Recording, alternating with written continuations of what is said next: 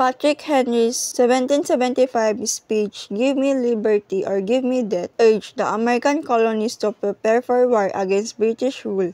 He argued that peaceful negotiations had failed and that British oppression would only intensify. Henry used rhetorical questions, historical examples, and emotional appeals to persuade his audience, emphasizing the urgency of taking a stand and the value of liberty.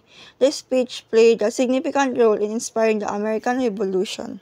Reading Patrick Henry's "Give Me Liberty or Give Me Death" left a strong impression, highlights his passionate defense of freedom and for urgent action against tyranny. The speech made me reflect on the sacrifice required to protect freedom. It inspires me to stand up for what is right. Patrick Henry's "Give Me Liberty or Give Me Death" speech passionately calls for the colonies to resist British tyranny and fight for their freedom. Firm beliefs in the value of liberty and readiness to sacrifice for it encourages us to reflect on our own principles and what we would do to protect freedom. This speech served as a compelling reminder of the need to stand up for what is right, even when it requires significant personal sacrifice.